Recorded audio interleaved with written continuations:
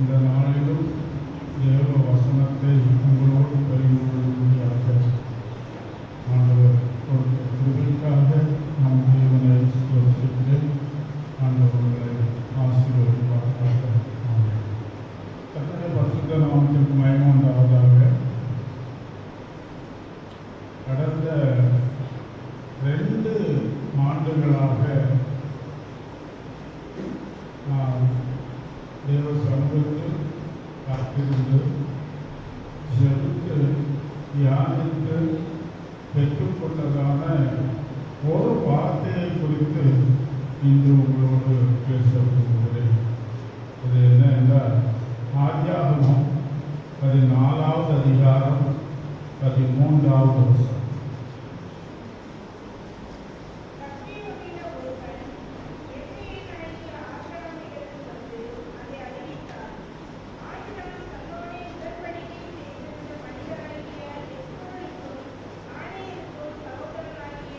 பதிமூணாவது வசனமா 14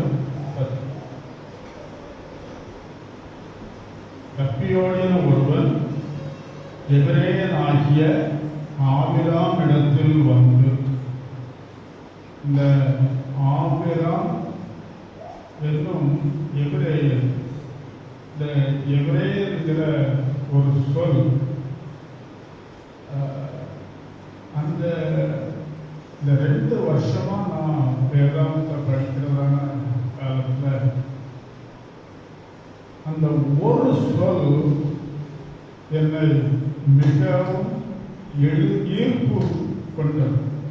அதனுடைய கருத்து, அதனுடைய பொருள், அது என்ன என்பதை அறிந்து கொள்ளும்படியாக ஆண்டவர் கிருபை செய்தார்.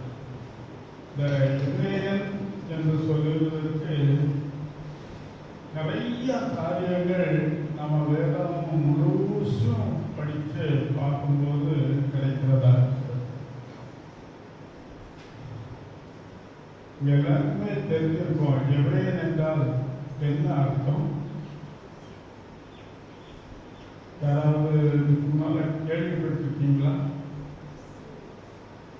எபிரேயன் படிக்கிறோம். அப்போஸ்தலனாகிய பவுல் பிலிப்பியர் எழுதின நிருபத்தில் 3வது அதிகாரத்தில் அவரை குறித்து சொல்லுகிறதான வேளையில், மற்றவர்கள் இஸ்ரவேலர்களா, நானும் இஸ்ரவேலர்களா? மற்றவர்கள் ஆபிரகாமுடைய சந்ததியா, நானும் ஆபிரகாமுடைய சந்ததி தான். நான் பென்யமீன் கோத்திரத்திலே பிறந்தவர், 8வது நாளில் விருத்த சேதனம் பண்ணப்பட்டவர், நியாய பிரமாணத்திற்குரிய நீதியின்படி குற்றம் சாட்டப்படாதவர். அங்கே ஒரு வார்த்தையை சொல்றார், நான் எபிரேயரில் பிறந்த எபிரேயர். அதுக்கு சில விளக்கங்கள் உண்டு. ஏன் அதை சொன்னான்? எபிரேயரில் பிறந்த எபிரேயன் சொல்லி, இஸ்ரவேல் என்று பெயர் பெற்ற யாக்கோபு தன்னுடைய சகோதரன் ஏசாவை ஏமாற்றி, தகப்பனை ஏமாற்றி, ரெபெக்காளுடைய சொல்லுக்கு கீழ்ப்படிந்து தகப்பனுடைய ஆசீர்வாதங்களை பெற்று, ஏசா யாக்கோபை கொலை செய்து விடுவான் என்கிறதான பயத்தில் தப்பி ரெபெக்காளுடைய சகோதரனாகிய லாபான் போகும்படியாக அனுப்பப்படுகிறார். அப்பவும் ஈசாக்கு ஆசீர்வதிக்கும் போது அவருக்குள்ள ஒரு கேள்வி இருக்கதான் செய்தது. சத்தமோ யாக்கோபுடைய சத்தம். சரீரத்தை தடை பார்த்துட்டு ஏசாவுடைய சரீரம். அப்போ நீ ஏசாதானா அப்படின்னு சொன்னா, ஆமா நான் ஏசாதான் அப்படின்னு சொன்னேன். அந்த யாக்கோபுங்கிற பெயருக்கு அர்த்தம் என்ன? எத்தன். சரியா அவருக்கு அந்த பெயரை கொடுத்துருக்காங்க. அவரும் லாபானால் 10 தடவை ஏமாற்றப்பட்டார். அவர் சொல்றாரு, 10 தடவை உங்க அப்பா என்னுடைய சம்பளத்தை மாற்றினார். சரி, இப்ப நாம அந்த எபிரேயன் என்கிறதான வார்த்தைக்கான பொருளுக்கு வருவோம். ஏன் பவுல் நான் எபிரேயரில் பிறந்த எபிரேயன்? அதுல 2 பொருள். பென்யமீன் கோத்திரத்தான். யாரு? பவுல் பென்யமீன் கோத்திரம். அதையும் சொல்லித்தான் சொல்றாரு, நான் எபிரேயரில் பிறந்த எபிரேயன். பென்யமீனை தவிர மற்ற 11 பேரும் யாக்கோபுடைய பிள்ளைகள் 12 பேர். அதுல பென்யமீனை தவிர 11 பேரும் பதான் ஆறாமிலே பிறந்தவர்கள். இஸ்ரவேல் நாட்டிலே தேவன் ஆபிரகாமுக்கு கொடுத்த வாக்கு கொடுத்த தேசத்திலே பிறந்தவர்கள் அல்ல.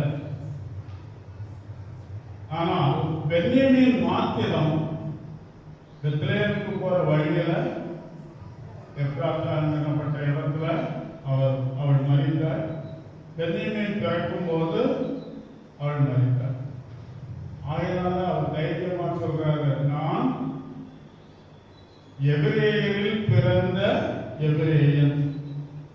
ஏன்னா எந்த இடத்துல பிறந்தார் பென்யமீன்? தேவன் வாக்கு கொடுத்த இஸ்ரவேல் நாட்டில், அதுவும் பெத்லெகேம் அருகில் இருக்கிறதான அந்த இடத்துல பிறந்தார்.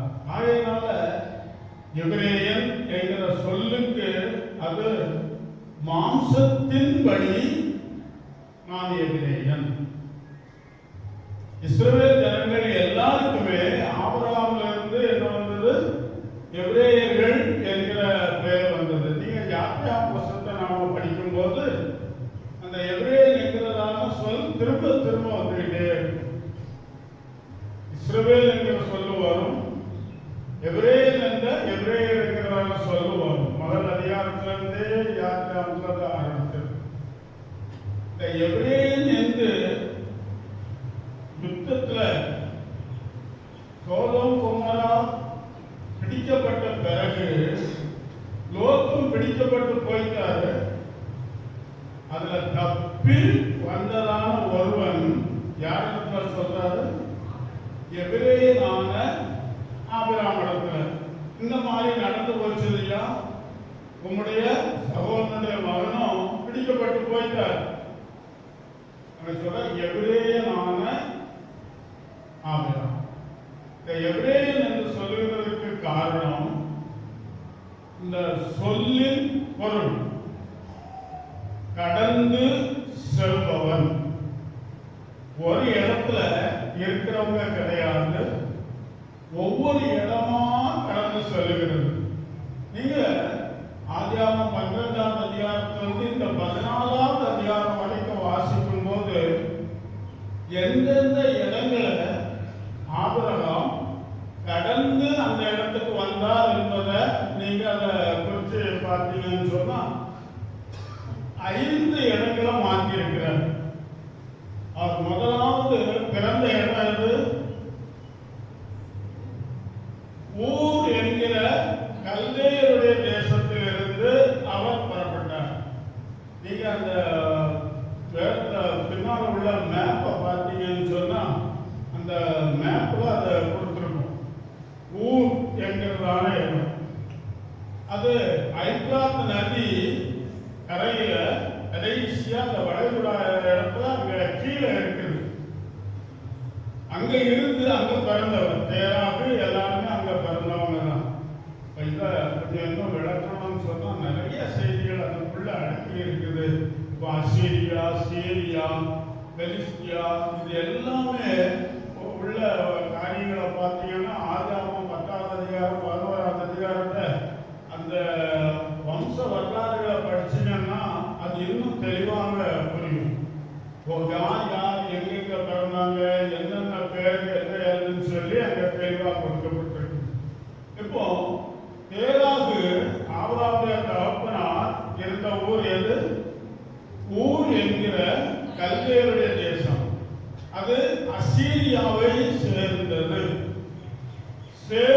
வம்சத்தில் பிறந்த ஒரு பையனுடைய பேரு அசூர். அந்த இடம் அவன் ஆக்குப்பை பண்ணி அவன் இருந்ததான இடம்தான் அசீரியா என்று சொல்லப்படுகிறது. அங்க சேவுக்கு பிறந்ததான பிள்ளைகள்ல அர்பக்சாத் என்று ஒருவர் இருக்கிறார்,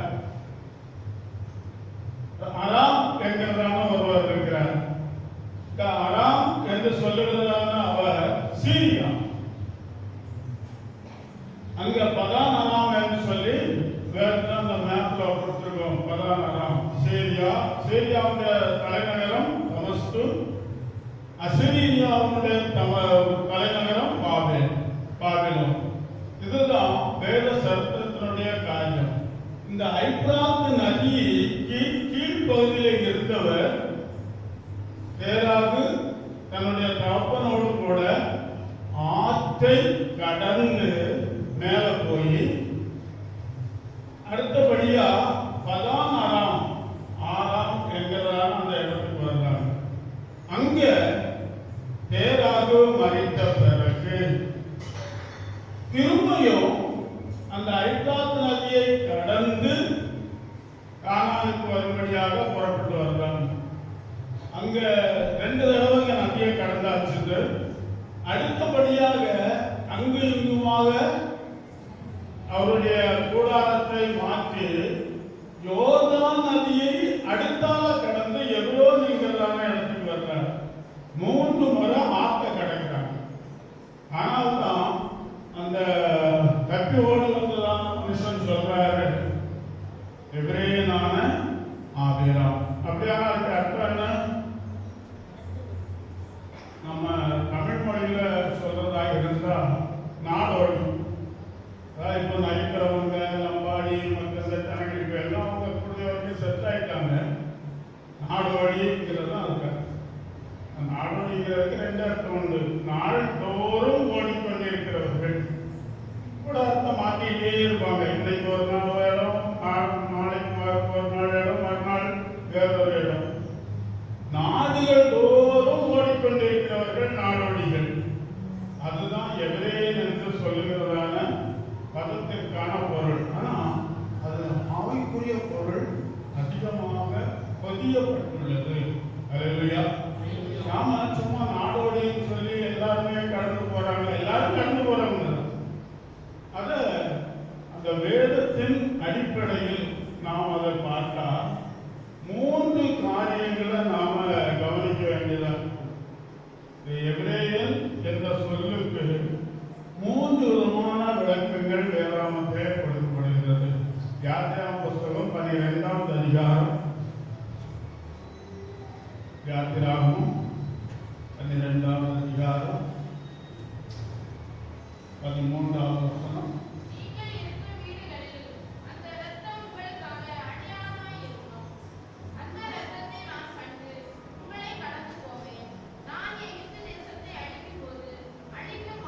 இந்த 12ஆவது அதிகாரத்தை நீங்க கொஞ்சம் வீட்டில் போய் உட்கார்ந்து இன்னும் ஆழ்ந்து படிக்கும்படியாக அன்போடு கேட்டுக்கொள்கிறேன். அதுல முதலாவது 11ஆவது வசனம் வாசிங்க. நான் வாசிக்கிறேன், நான் வீட்டில் வச்சு நினைச்சேன் சகோதரிகள் தான் இடத்துல வாசிக்கிறாங்க, சகோதரர்கள் வாசிக்கிறது இல்லை. சகோதரர்கள் ஒரு வசனம் வாசித்தா சகோதரிகள் 1 வாசிக்கணும், அடுத்தது சகோதரர்கள் வாசிக்கணும். அப்படிதானே?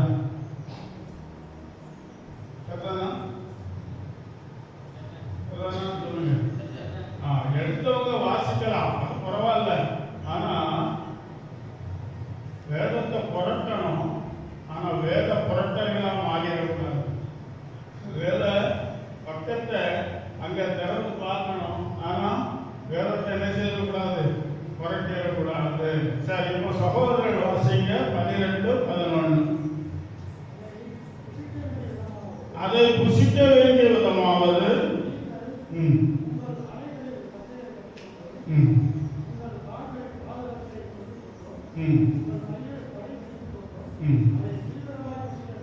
அதை தீவிரமாய் புசிக்க கடவீர்கள். அது கர்த்தருடைய பஸ்கா. அல்லேலூயா. இது இஸ்ரவேல் ஜனங்களை ஆண்டவர் எகிப்தின் அடிமைத்தனத்திலிருந்து விடுவிக்கும் போது ஆவிட் மாதம், அதுவரைக்கும் என்ன மாதம் என்ன ஏதுங்கிற இது கொடுக்கப்படல. ஆண்டவர் சொல்றாரு, இந்த மாதம் ஆவிட் மாதம் உங்களுக்கு முதல் மாதமாய் இருக்க கடவுது. அப்படியானா நாம அதுக்கு முன்னால் உள்ள மாத கணக்குகளை கணக்கிட முடியாது. மாசங்கள் இருந்தது, வருஷங்கள் இருந்தது. ஆனா இஸ்ரவேல் ஜனங்களுக்கு ஆண்டவர் கொடுத்தது இந்த மாதம் உங்களுக்கு முதல் மாதம். எத்தனாம் தேதியில பஸ்கா அடிக்கணும்? 14ஆம் தேதி சாயங்கால வேளையில் அதை அடித்து புசிக்கணும். அந்த ரத்தத்தை பிடித்து நிலக்காலின் மேல் சட்டத்திலையும் 2 கால் போஸ்ட்லையும் 2 கால்லையும் பூசணும். அது எதுக்காக? அது நாம இங்க படிக்கிறோம். பஸ்கா, இது கர்த்தருடைய பஸ்கா. இந்த பஸ்கா என்கிற வார்த்தைக்கும் எபிரேயன் என்ற சொல்லுக்கும் என்ன சம்பந்தம் இருக்குது? நான் இத்தனை வருஷ காலமா படிச்சோம், வேதத்தை படித்தாலும் அதனுடைய பொருளை புரிஞ்சுக்கிடல.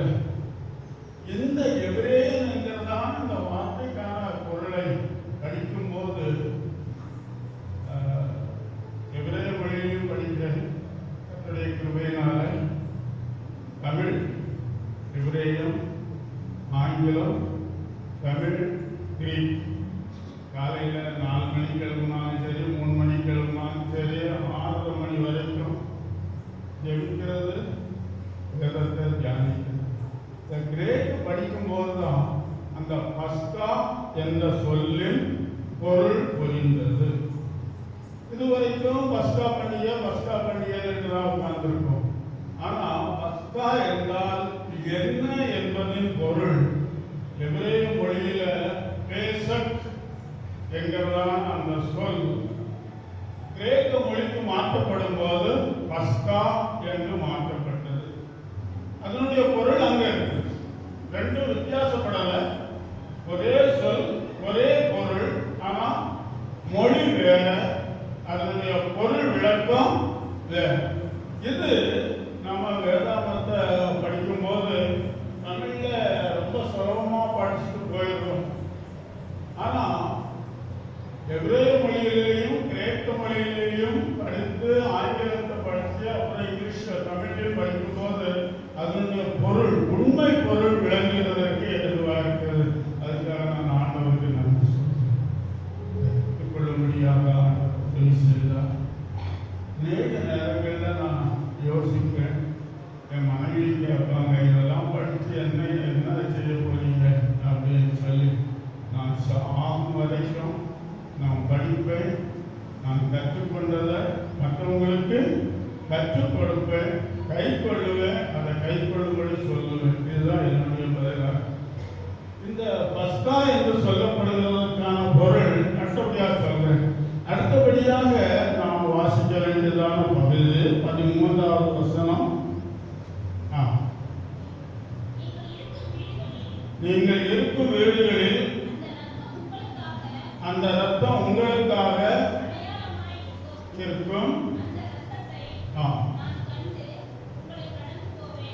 உங்களை கடந்து போவேன். தேவனாகிய கர்த்தர் மோசேயை கொண்டு இஸ்ரவேல் ஜனங்களுக்கு சொன்னதான வார்த்தை, அந்த இரத்தத்தை கண்டு நான் உங்களை கடந்து போவேன். நான் எகிப்து தேசத்தை அழிக்கும் போது அழிக்கும் வாதை உங்களுக்குள்ளே வராதிருக்கும். அல்லேலூயா. இனி 23வது வசனத்தை வாசிங்க. கர்த்தர் எகிப்தியரை அதம் பண்ணுகிறதற்கு என்ன சொல்லியிருக்குது? கர்த்தர் எகிப்தியரை அதம் பண்ணுகிறதற்கு கடந்து வருவார். அல்லேலூயா. அத எபிரேய மொழியில படிக்கும்போது எபிரேய மொழியில எபிரேயன் என்று சொல்றதுக்கு யூரி அவர் ஏவே என்று சொல்லப்படுவதான வார்த்தை. ஏவே என்றால் கடந்து செல்லுதல். நான் எகிப்தியரை அழிக்கும்படியாக என்ன செய்வேன்னு சொல்றாரு? கடந்து வருவார். வாசிங்க.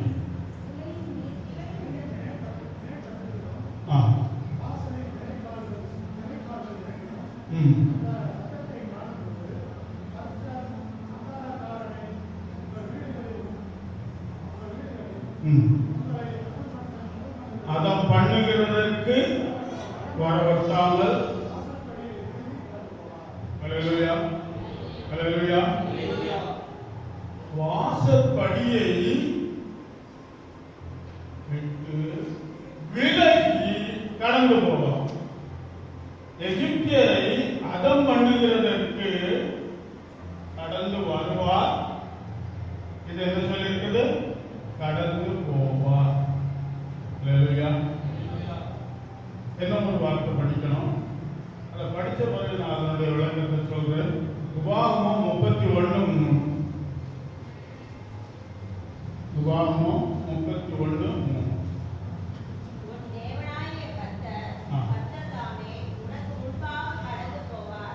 தேவனாகிய கர்த்தர் உனக்கு முன்பாக கடந்து போவார். எதுக்காக கடந்து போவார்? வாசிங்க.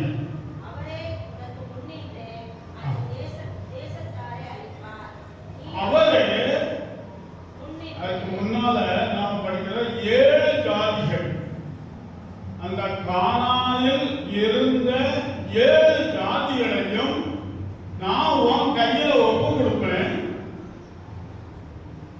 ஆனா நீதான் அவங்கள அழிக்கணும். அல்லேலூயா, அல்லேலூயா, அல்லேலூயா. அந்த பொருள் உங்களுக்கு புரியுதா? அவங்கள நான் உனக்கு முன்னால போய் அந்த 7 ஜாதியையும் உன் கையில ஒப்படைப்பேன். ஒப்படைக்கும் போது அவங்க வெள்ளியே நீ எடுக்கக்கூடாது, பொண்ணை எடுக்கக்கூடாது, பொருளை எடுக்கக்கூடாது, ஜனங்கள்ல யாரையும் தப்ப விடக்கூடாது. அவர்களுடைய எந்த பழக்க வழக்கத்தையும் அவர்களுடைய தெய்வத்தையும் நீ எடுத்துக்கொள்ளக்கூடாது. அது எல்லாத்தையும் சர்வ சங்காரம் பண்ண வேண்டும். அழிக்கும்படிக்கு நமக்கு எதிராக இருக்கிறதான எல்லாவற்றையும் அழிக்கும்படியாக அவர் நமக்கு எப்படி போறார்? முன்பாக கடந்து போவார். அல்லேலூயா, அல்லேலூயா. இதுதான் வேதம். கடந்து வருவார், கடந்து போவார், உனக்கு முன்பாக கடந்து போவார். அந்த 3 காரியங்களுக்குள்ள வித்தியாசத்தை தமிழ்ல ஈஸியா எளிதா காரியம் இருக்குது. கடந்து வருவார். அதுக்கு எபிரேய மொழியில அவற்றி அப்படின்னு சொல்லி கடந்து வருவேன் என்று சொல்லுகிறார். கடந்து போவேன் என்று சொல்லுகிறதற்கு என்கிறான வார்த்தை. அதம் பண்ணாதபடிக்கு நான் கடந்து போவேன். அதம் பண்ணும்படிக்கு அழிக்கும்படிக்கு உனக்கு முன்பாக கடந்து போவேன். அல்லேலூயா. அழிக்கும்படிக்கு உன்னை விட்டு விலகி உன்னுடைய வீட்டில் இருக்கிற யாரையும் நான் தொட முடியாது. காரணம் என்ன? வீட்டு வாசல்ல ஆட்டுக்குட்டியின் ரத்தம் தெளிக்கப்பட்டிருக்கிறது. நம்மிலே தேவகுமாரனாகிய ஆட்டுக்குட்டியாகிய பலியான இயேசு கிறிஸ்துவின் ரத்தம் தெளிக்கப்பட்டிருக்கிறபடியினால் நம்முடைய உள்ளத்தில் நம்முடைய ரத்தத்தோடு கலந்திருக்கிறபடியினால் நம்மை அதம் பண்ணாதபடிக்கு அது பஸ்கா என்றால் அதுக்கு அருமையான பொருள். நம்ம பாதுகாக்கிறதுக்காக விலகி கடந்து போகிறது. இந்த பஸ்காங்கிறதுக்கான அர்த்தம் என்ன? விலகி கடந்து போறது. அது ஆங்கிலத்துல படிக்கும் போது அந்த கிரேக்க பதத்திலிருந்து ஆங்கிலத்திற்கு மொழிபெயர்க்கப்பட்டது, எழுதப்பட்டது எபிரேய மொழியில். அது கிரேக்க மொழியிலும் மொழியாக்கம் செய்யப்பட்டது. கிரேக்க மொழியிலிருந்து ஆங்கிலத்திற்கு போய் ஆங்கிலத்திலிருந்து நமக்கு தமிழ்ல மொழிபெயர்க்கப்பட்டது. தமிழ் மொழிபெயர்ப்பு எபிரேய மொழிக்கும் கிரேக்க மொழிக்கும் ஏற்ற விதமாக அது மொழிபெயர்க்கப்பட்டிருக்கிறது. சில வார்த்தைகள்ல சில இடங்கள்ல வித்தியாசங்கள் இருக்குது. அது மொழியினுடைய ஒரு தாக்கம். இங்க நாம ஆங்கில வேதாகமம் வச்சிருந்தீங்கன்னு சொன்னா அதை படிச்சு பார்த்தீங்கன்னா தெரியும். அங்க முதல் பகுதி 23ஆம் வசனத்துல கடந்து வருவார் என்கிறதற்கு பாஸ் த்ரூ, நடுவாக கடந்து செல்லுகிறது. தேவன் இஸ்ரவேல் ஜனங்களை காக்கும்படியாக, எகிப்தியரை அழிக்கும்படியாக எங்க போறாரு? எகிப்தியருடைய வீடுகளுக்குள் நடந்து போய் சங்காரக்காரன் அழிக்கிறது. Pass through. இந்த பஸ்கா என்கிறதுக்கான வார்த்தையின் பொருள் என்னன்னு சொன்னா பாஸ் ஓவர். பஸ்காங்கிறத ஆங்கிலத்துல அப்படியே போடல, பாஸ் ஓவர், விலகி கடந்து போகும். எவ்வளவு அற்புதமான ஆண்டவர் நம்ம. அல்லேலூயா. விலகி கடந்து போவார். அடுத்தபடியாக நமக்கு முன் செல்லுகிறார்.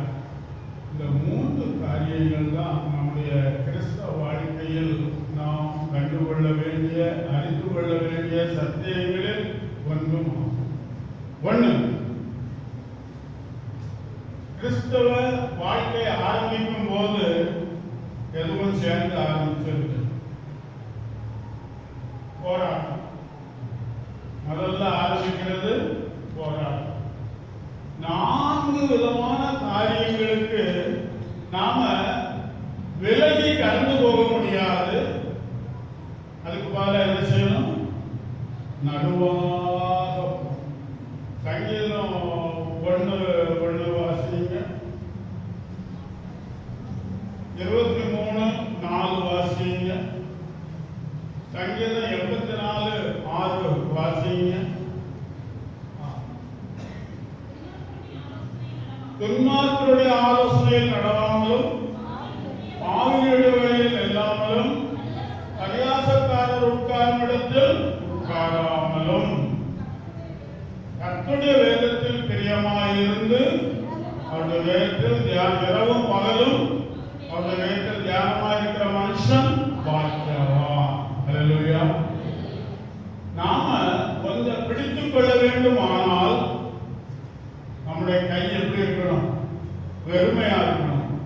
ஒன்றை வைத்துக் கொண்டு என்ன அதோட சேர்த்து பிடிக்க முடியாது.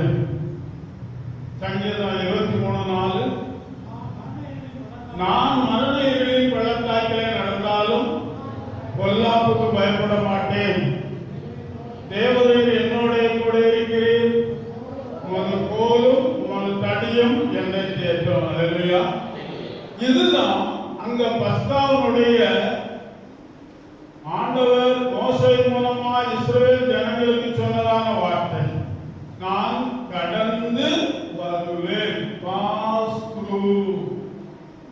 நாமும் நம்முடைய கிறிஸ்தவ வாழ்க்கையில் முதலாவது என்ன செய்யணும்? உள்ள போய்தான், நடுவுக்குள்ள போய்தான்.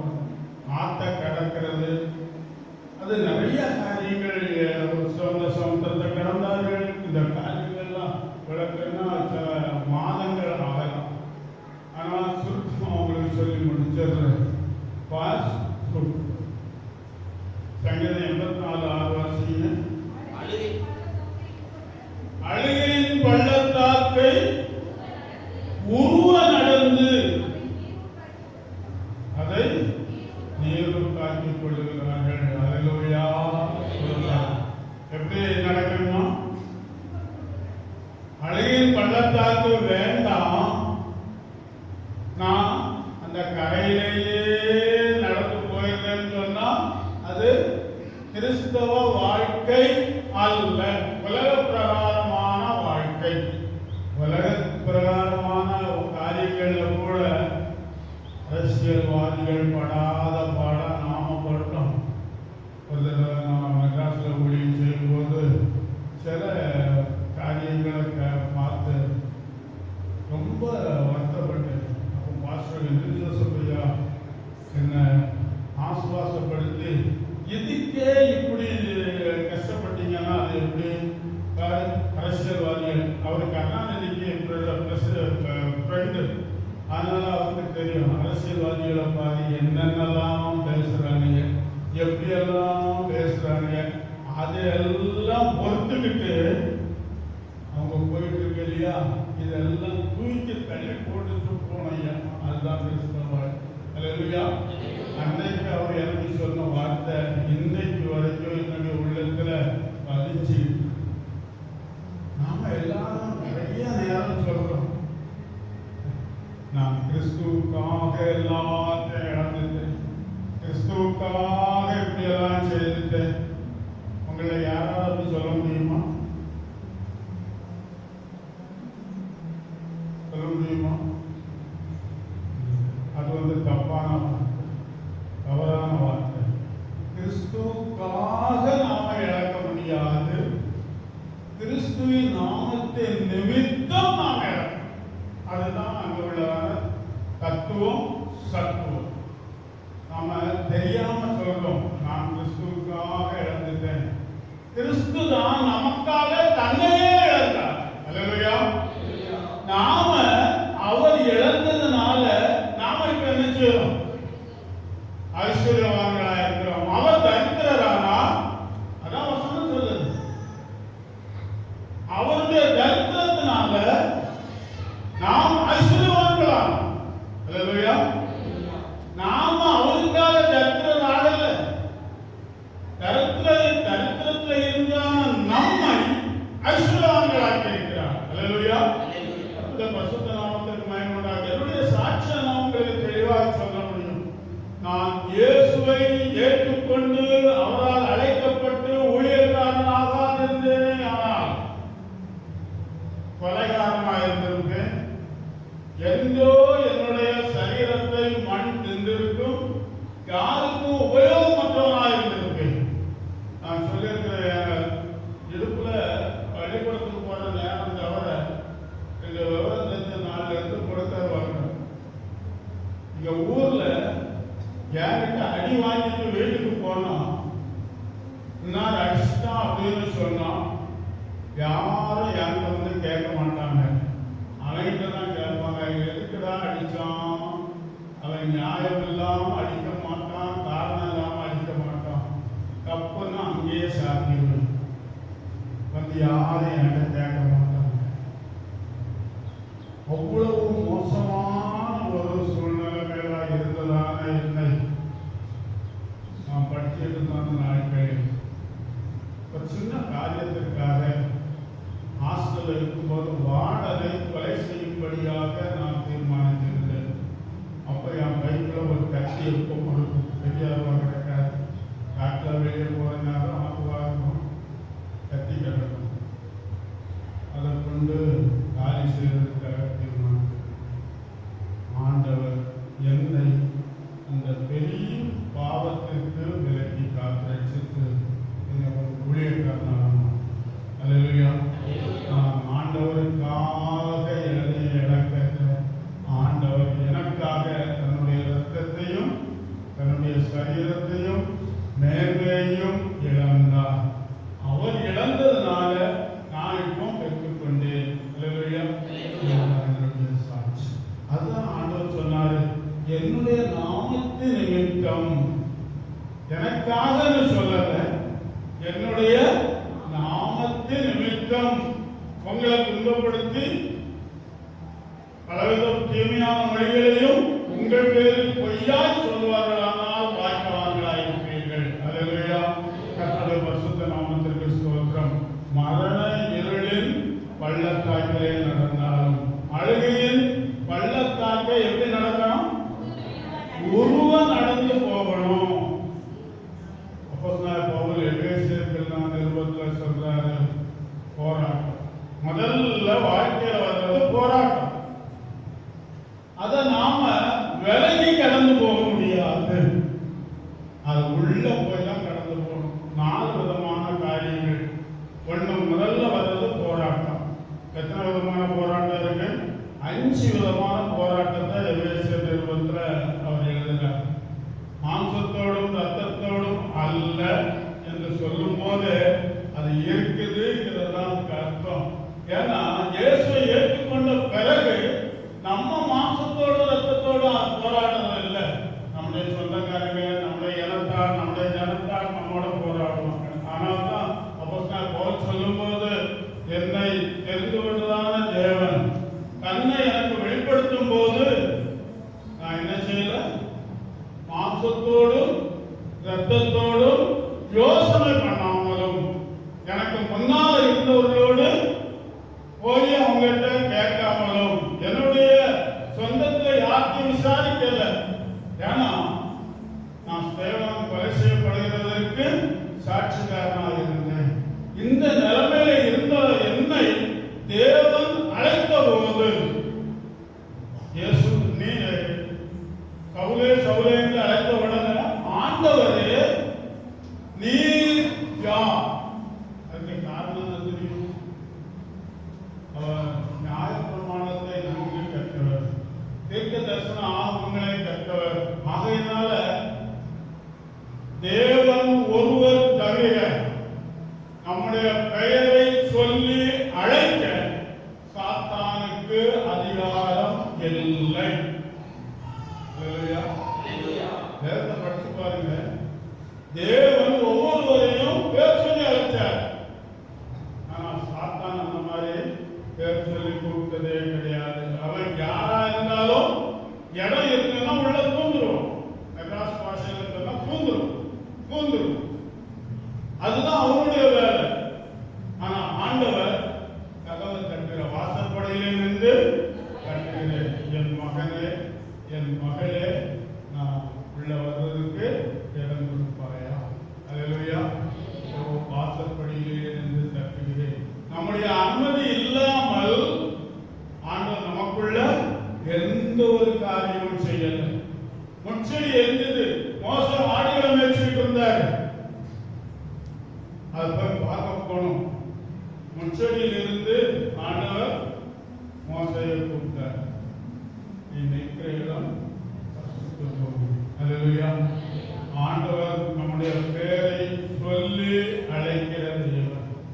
சவுலை பேர் சொல்லி அழைத்தார்.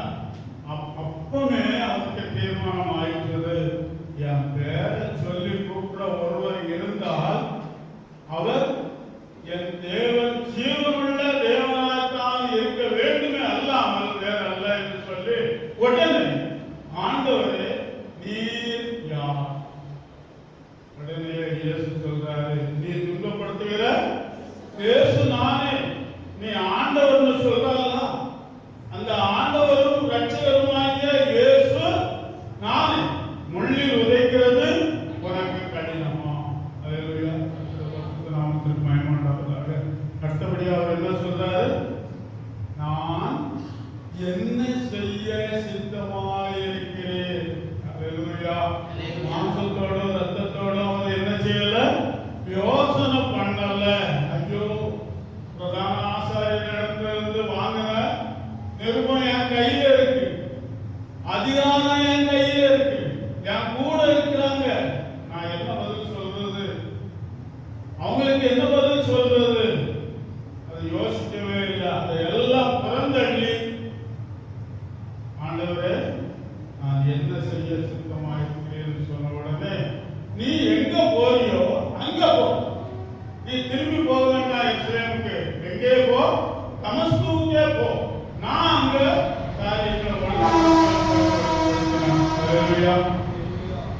இதுதான் அந்த வாழ்க்கையின் போராட்டத்தை எனக்கு வேண்டாம், இதெல்லாம் வேண்டாம் சொல்லி தள்ள முடியாது.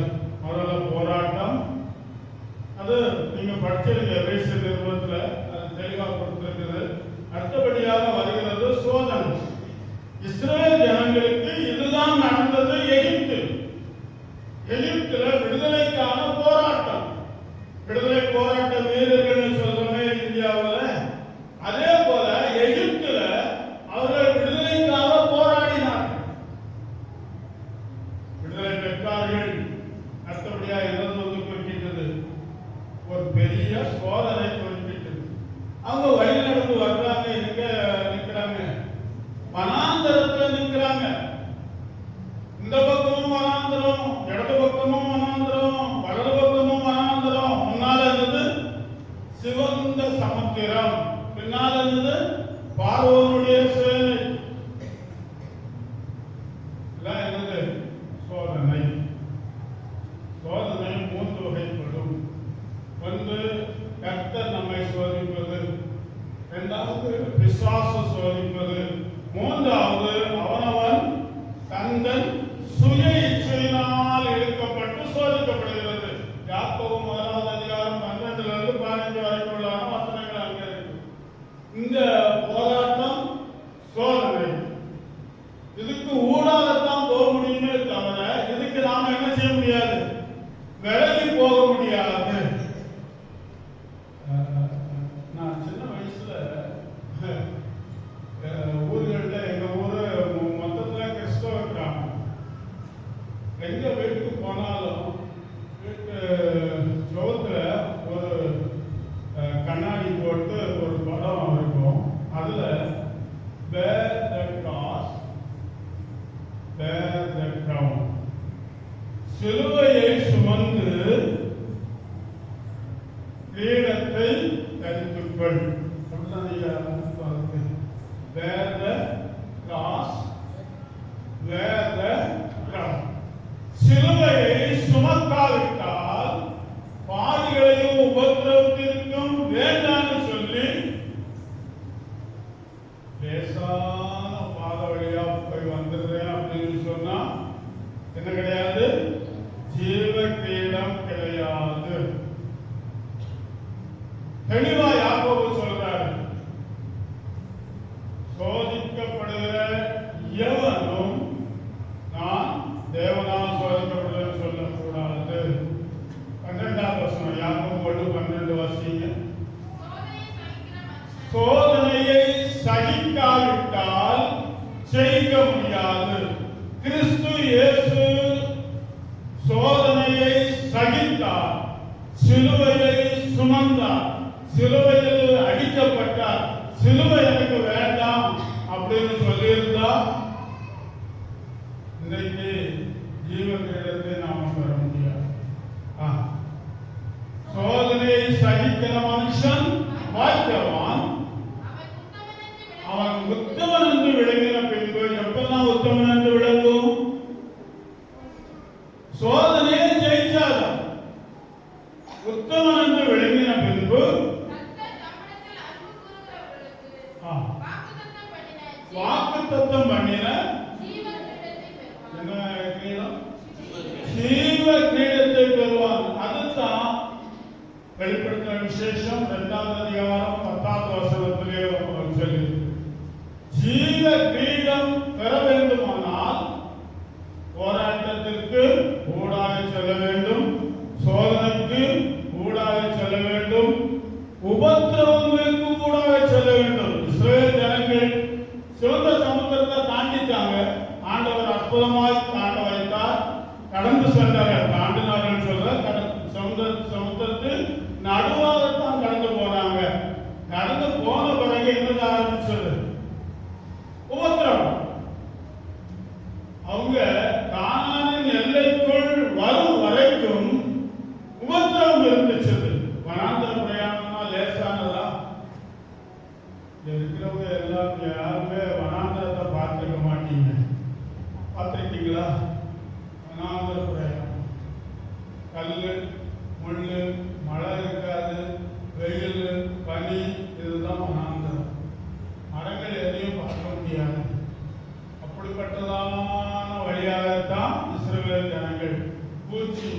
விஷப்பூச்சிகள்.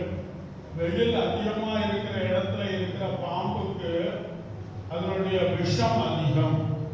குளிர்ச்சியான இடத்துல கிடைக்கிற பாம்புடைய விஷம் அதிகமானது அல்ல. அப்ப அந்த மாதிரி இடங்கள்ல தான் அவங்க தங்கினாங்க. நம்ம ரொம்ப சாதாரணமா சொல்லியிருக்கோம், வனாந்தர பிரயாணம் சொல்லி இஸ்ரவேல் ஜனங்கள் 40 வருஷ காலமாக அவர்களுடைய வணங்கா கழுத்து உள்ளதான குணத்தினால 40 நாளையில போய் சேர வேண்டியதை 40 வருஷமா மாத்தினாங்க. அதுதான் அங்கு உள்ளதான காரியம். அதே போலதான் நமக்கும் அந்த உபத்திரவம். அடுத்தபடியாக வரதான காரியம் சிக்ஷை. இந்த 4 சேர்ந்ததுதான் பாடுகள். முதல் என்னது? போராட்டம். இரண்டாவது சோதனை. மூன்றாவது உபத்திரவம்.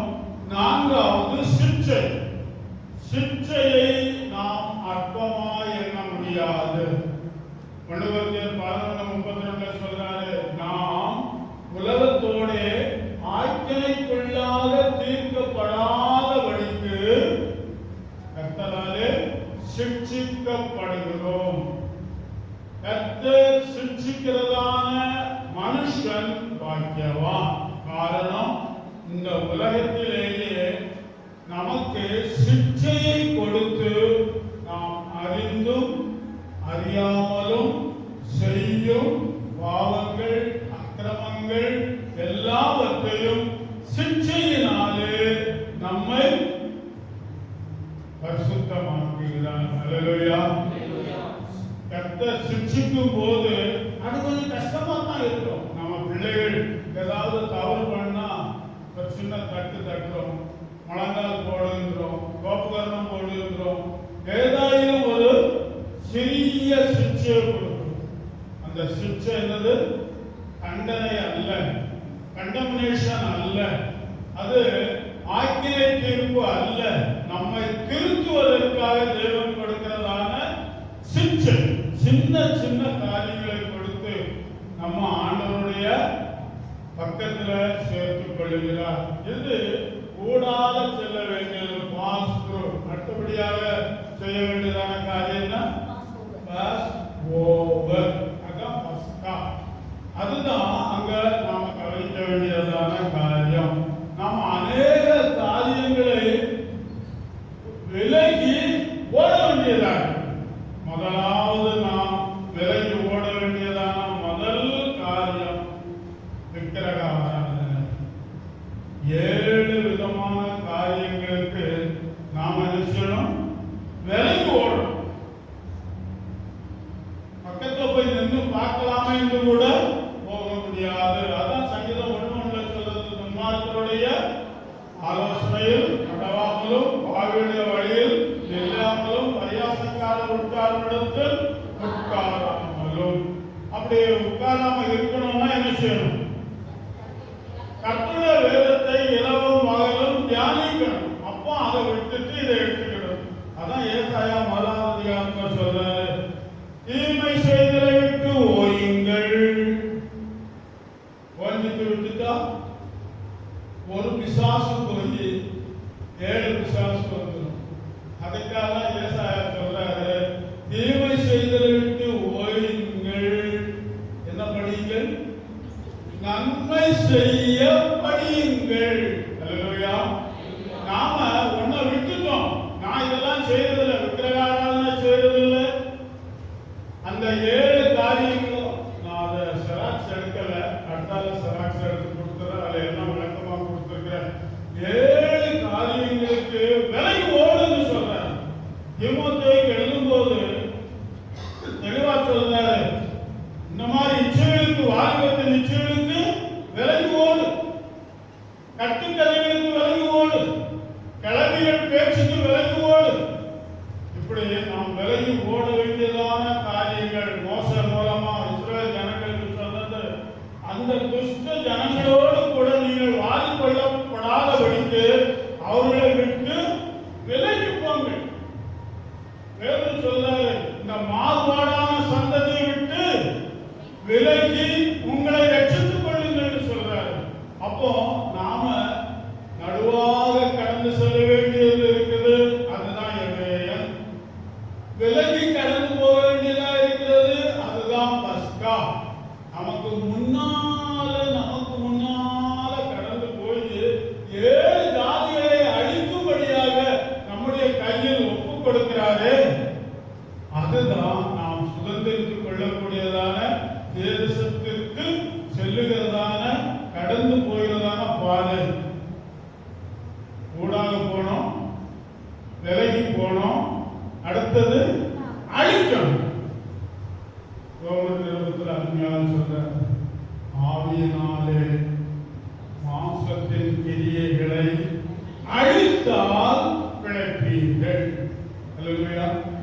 அல்லேலூயா. பரிசுத்த ஆவியினாலே மாம்சத்தின் கிரியைகளை அழித்தால் பிழைப்பீர்கள். நாம பிழைக்கணும்னு சொன்னா இஸ்ரவேல் ஜனங்கள் கானானுக்குள் நிலைத்திருக்க வேண்டுமானால் அழிக்க வேண்டியதான 7 ஜாதிகளையும் அழித்து தீர வேண்டும். ஆபிரகாமுக்கு வாக்கு கொடுக்கும் போது 10 ஜாதிகளை சொல்றார். அதை நீங்க படிச்சீங்கன்னா அது வித்தியாசங்கள் தெரியும். ஆனா கானான் என்கிறதான அந்த தேசம் யார் ஆண்டு கொண்டது? நோவாவினுடைய பேரன் காம் வம்சத்துல வந்ததான சேம், காம், யாபேர். காமுடைய மகன் கானான். அவன் ஆக்குபை பண்ணான இடம்தான். அக்கிரமக்காரனா இருந்ததினால் அவர் அழித்தார். எமோரியரை எதுக்கு அழிக்கணும்னு சொன்னாரு? ஆபிரகாமுக்கே சொன்னாரு, உன்னுடைய ஜனங்கள் 4 தலைமுறை தங்களுக்கு அல்லாத தேசத்திலே அடிமைகளாக இருப்பார்கள். அப்புறம் அவங்கள மிகுந்த கொள்ளை பொருளோடு வருவாங்க. ஏன்னா எமோரியருடைய அக்கிரமம் இன்னும் நிறைவாகவில்லை. இயேசு யூதர்களோடு பேசும்போது சொல்றார், நீங்களும் உங்கள் பிதாக்களுடைய அக்கிரமங்களை நிரப்புங்கள். ஆண்டவருடைய கையில ஒரு கிராஸ் இருக்கு. அல்லேலூயா. அதுதான் பெல்சாசாருக்கு அங்க மேல எழுதப்பட்டது, மேலே தெற்கு உப்பாசு. நீ தராசிலே வைக்கப்பட்டு நெருக்கப்பட்டு குறைவாக காணப்பட்டார். உன்னுடைய அக்கிரமம் என்ன ஆயிற்று? நிறைஞ்சு போச்சு. நிறைவு வரும்போது மரணம் ஏற்படும். அதே போலதான் நாம் பரிசுத்தத்தில் நிறைவு பெறும்போது நல்ல பழுத்த பழமாக நம்ம ஆண்டவர் அவருக்கு உகந்த கனியாக ஏற்றுக்கொள்வார். அல்லேலூயா. அதனால நம்ம அழிக்க வேண்டிய காரியங்களை குறித்து கலாத்தியர் நிருபத்துல அருமையாக பவுல் சொல்றாரு. மாம்சத்தின் கிரியைகள் வெளியரங்கமாய் இருக்கின்றன. அது எல்லாத்தையும் நாம என்ன செய்யணுமா? அழித்து ஆக வேண்டும். அதை அழிக்கணும். அத இதுதானே பாவங்கள்ல பெரிய பாவம் சின்ன பாவம் இருக்கா? பாவங்கள்ல தைரியமா சொல்லுங்க. நான் கொஞ்சம் உங்ககிட்ட இருந்து படிச்சு, பாவங்கள்ல பெரிய பாவம் சின்ன பாவம் இருக்கா? இல்லையா? இல்ல. ஐயா சொல்லுங்க. என்னால இருக்கிற பெரிய ஐயா சொல்லுங்க. பாவங்கள்ல பெரிய பாவம் சின்ன பாவம் இருக்குதா? வேதாந்தத்துல ஏதாவது ஆதாரம் இருக்கணும்? பெரிய பாவம் சின்ன பாவம் இருக்குன்னு சொல்றவங்க கை தூக்குங்க. பெரிய பாவம் சின்ன பாவம் இருக்குது அப்படின்னு சொல்றவங்க கை தூக்குங்க. சொல்லுங்கம்மா. எனக்கு கேட்கல. என்ன சொல்றாங்க? பெரிய பாவம் சின்ன பாவம்னு இருக்குது. அப்படியா? ஆமா. எப்படி? மரணத்துக்கு ஏதுவான பாவம், மரணத்துக்கு ஏதுவல்லாத பாவம் யோவான் தன்னுடைய நிருபத்தில் சொல்றாரு. பவுல் சொல்லும்போது சில பாவம், எல்லா பாவங்களுமே சரீரத்துக்கு ரொம்ப இருக்கும். வேசித்தனம் சரீரத்துக்கு உள்ளதா இருக்கும். அது சரீரம் அதுக்கான ஆக்கினை அடையணும்.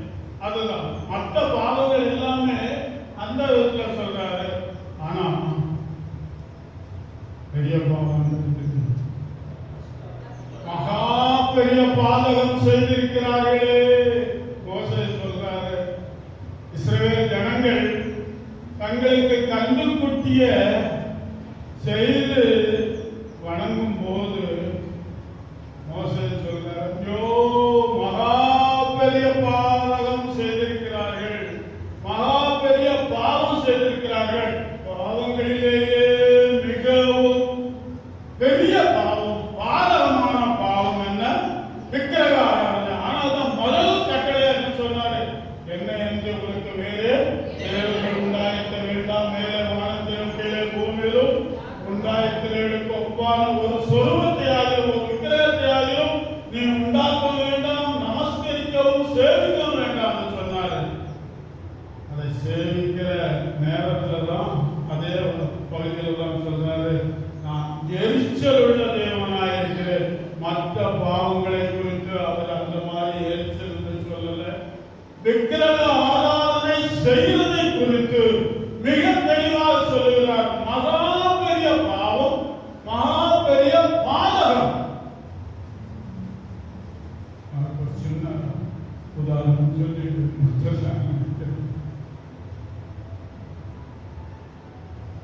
நான் எங்க பெரியம்மா வீட்டுல 6 வருஷம் எங்க அம்மா அப்பா கையில இருந்த பணம் அனுப்புனாங்க, உங்களுக்கு சேர்த்து அனுப்புவாங்க. எங்க பெரியம்மா அவ்வளவு நல்ல காரியங்களை எங்களுக்கு கற்றுக் கொடுத்தாங்க. வேதத்தை கற்றுக்கொள்ள அருமையாக வளர்த்தார்கள். இன்றைக்கும் அதே நேரங்களில் எங்க பெரியம்மாவை நான் நினைக்கிறேன். எங்க அப்பா இறந்த பிறகு ஊருக்கு வந்தாங்க. அப்போ நீங்க 7வது படிச்சுட்டு இருந்தாங்க. அப்போ படிச்சு முடிச்சுட்டு அந்த மே மாசம் லீவில் எங்க அப்பா இறந்தது. 8வது போகும்போது எங்க அம்மா வந்தாங்க. இருக்கிற சொத்து எல்லாத்தையும் விற்று எங்களை படிக்க வச்சாங்க. கையில காசு இல்லாத நேரத்துல என்கிட்ட பெரியம்மாட்ட போய், பெரியம்மா இருந்தாங்க, பெரியம்மா இருந்தாங்க, பெரியம்மாட்ட போய் கொஞ்சம் காசு வாங்கிட்டு வரணும், நமக்கு தர வேண்டிய பணம் அவங்க கிட்ட நிறைய இருந்தது, அவங்க கிட்ட போய் வாங்கிட்டு வராங்க. நான் சொன்னேன், உங்களை எனக்கு தெரியாது. ஏன்னா நான் 5 வயசு முடிஞ்ச 6வது வயசு 1ஆவதுக்குள்ள சேர்க்கறதுக்கு எங்க பெரியம்மா வீட்டில் விட்டீங்க. நான் அங்கே நோட்டு எங்களை கொண்டு வந்து விட்டாங்க. நான் எங்க அண்ணன் 2 வருஷம் கழிச்சு என் தங்கச்சி வந்தேன். அப்போ உங்களை எனக்கு தெரியாது. நான் 8வது படிக்கும்போது தான் பார்த்தேன். அதுக்கு முந்தி நீங்க பார்த்துக்கலாம், வளர்த்துக்கலாம். எனக்கு அது தெரியாது. பெரியம்மாவை தான் எனக்கு தெரியும். நீங்க பணம் கொடுத்தீங்கன்னு சொன்னா பெரியம்மாட்ட கொடுத்துக்கோங்க. பணம் வாங்கிட்டு வான்னு சொல்ற வேலையை எது என்கிட்ட சொல்லாதீங்கன்னு சொன்னேன். எங்க அம்மா அழுதாங்க. நான் பணம் அனுப்பாமலா எங்க அக்காவை பார்த்துக்கிட்டாங்க. பணம் அனுப்புறது பெரிய காரியம் இல்லைம்மா. எனக்கு ஒரு சின்ன மண்டவரி தலைவலி காய்ச்சல் வந்தா அவங்க தான் பார்த்தாங்க. அநேக காலம் கழிச்ச பிறகுதான் நான் சொன்ன காரியத்தினுடைய காரியம் புரிஞ்சது. உங்க மேல எனக்கு அன்பு இல்லை. அப்படிதான் நாம அநேக சின்ன காரியங்களுக்காக எங்க அம்மா காசு அனுப்புன, அவங்க சொல்றது சரிதாங்க, நான் காசு அனுப்புனதுனால தான் பார்த்தாங்கன்னு சொல்லி ஆண்டவர் நமக்கு தகப்பன் தான். அவரை விட்டுட்டு எங்க அம்மா அழுததை இன்னைக்கு சில நேரங்களை யோசிப்பேன், இப்படி பேசிட்டோமே அப்படின்னு சொல்லி. ஏன்னா இன்னைக்கு அப்படிதான் செய்யறாங்க. எல்லாம் ஆண்டவர் கொடுத்தது. ஆனா ஆண்டவரை விட்டுட்டு ஒரு பெரிய கல்லை செதுக்கி அதை கொண்டு போய் வச்சு, தெலுங்குல ஒரு வாக்கியம் சொல்றேன், செட்டில் ఉన్నప్పుడు బొమ్మ அதை నరికేసి పని చేస్తే అమ్మ బొమ్మ, అదే 4 కోడలు మధ్యలో పెడితే అది అమ్మ. புரியுதா? தெலுங்கு தெரிஞ்சவங்க யாராவது இருக்கீங்களா? மரத்துல உள்ள இருக்கிறது கிளை, மரத்தை வெட்டி அதை பொம்மையாக்கிடலாம், அது பொம்மை. அதை 4 செவருக்கு நடுவுல கொண்டு வச்சு ஒரு சேலையை கட்டி ஒரு துணியை போட்டு ஒரு வாசலை போட்டு கதவு போட்டு எப்படி கும்பிடுறாங்க? அம்மா நீதான் என்னை காப்பாற்றணும் அப்படின்னு சொல்லி. அதுதான் ஆண்டவருக்கு ஏறாத பெரிய பாவம், பாதகம். எங்க அம்மா அழுது அதுதான். நான் அம்மா இருக்கத்தக்க நான் கொடுத்த காசு அவங்க வளர்த்தாங்க, ஆனா உன் மேல அன்பு இல்லைன்னு சொல்லிட்டியே. இன்றைக்கு எனக்கு அந்த நோவு அப்படி பேசிட்டேனே அப்படின்னு சொல்லி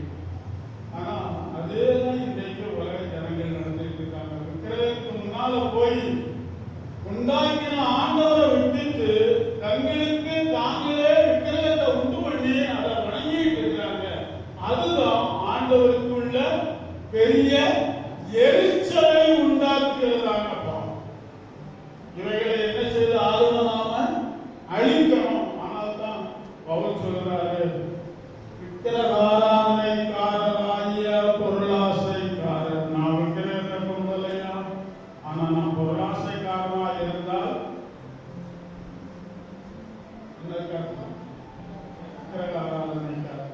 ஆகையினால இந்த காரியங்களை அழித்து தேவனுடைய ராஜ்யத்திற்குள் கானானுக்குள் பிரவேசிக்க ஆண்டவர் நமக்கு திரும்பி செய்வாராக.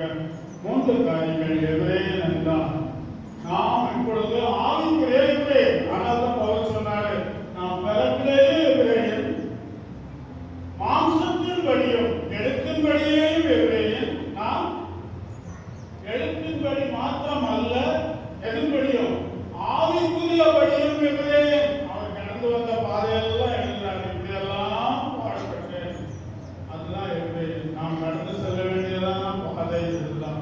ஆண்டவர் உங்களை ஆசீர்வதிப்பாராக. நாம் கடந்து செல்ல வேண்டிய, நடுவாக கடந்து செல்ல வேண்டிய காரியங்களை விலகி விடாமல் விலகி கடந்து செல்ல வேண்டியதான வழிகளில் விலகி கடந்து சென்று அழிக்க வேண்டிய காரியங்களை அழித்து ஆவிக்குரிய வாழ்க்கையில் முன்னேறுவோம். ஆண்டவர் உங்களை ஆசீர்வதிப்பார். ஆமென். அல்லேலூயா.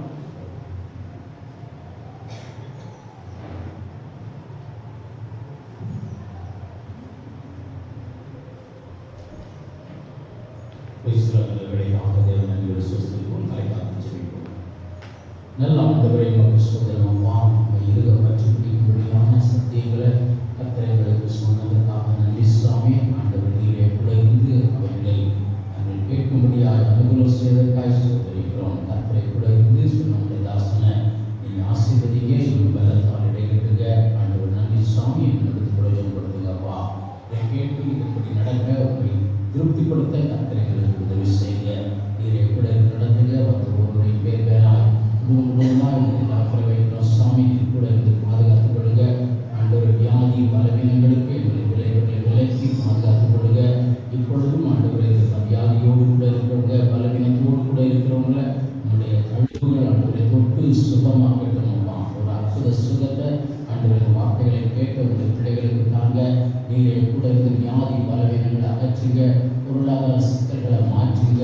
தேவைகளை அற்புதமாய் சந்திங்க. ஆண்டவரை ஜெபத்திற்கு ஆம் என்றும் ஆமென் என்றும் பதில் தாங்க சாமி. ஆண்டவர் பிள்ளைகளின் சமாதானம் பெரிதாக இருக்கட்டும். ஆண்டவர் பிள்ளைகளை படிக்கத்தக்க ஞானம், கிருபை, ஆரோக்கியம், பாதுகாப்பு தாங்க. வாரம் முழுவதுமாக இவர்கள் போகையிலும் வருகையிலும் கூட இருந்து இவர்களை பாதுகாத்துக் கொள்ளுங்க. தீமைக்கு விலக்கி பாதுகாத்துக் கொள்ளுங்க சாமி. விரோதமாய் செயல்பட நினைக்கிற பொருளாத ஆவிகளை, பொருளாத மனிதர்களை கத்திரி அகற்றிக் கொள்ளுங்க சாமி. நீரை கூட இருந்து பாதுகாத்து ஆசீர்வதிக்கும்படியாய் ஜெபிக்கிறோம் அப்பா. விசாலத்தை பெருக்கத்தை காணும்படியாக அனுகூலம் செய்ய, கையின் பிரயாசங்களை ஆசீர்வதிங்க. அன்றைய களஞ்சியங்களை ஆசீர்வதிங்களப்பா. நன்றி. ஒவ்வொருவருடைய கருத்தில் ஒப்புக் கொடுக்கிறோம். கூட இருந்து பாதுகாத்து பராமரித்து ஆசீர்வதித்து மகிழப்படும்படியாக இயேசு கிறிஸ்துவின் நாமத்திலே ஜெபிக்கிறோம் நல்ல பிதாவே. ஆமென். என் ஆத்துமாவே கர்த்தரை ஸ்தோத்திரி, என் முழு உள்ளமே நாமத்தை ஸ்தோத்திரி. என் ஆத்துமாவே கர்த்தரை ஸ்தோத்திரி, கர்த்தர் செய்த சகல உபகாரங்களையும் மறவாதே. ஆமென். இந்த கர்த்தராகிய இயேசு கிறிஸ்துவின் கிருபையும் பிதாவாகிய தேவனுடைய அன்பும் பரிசுத்த ஆவியின் அன்பின் ஐக்கியமும் சமாதானம் சந்தோஷம் நம்ம எல்லோருடைய இன்றும் இந்த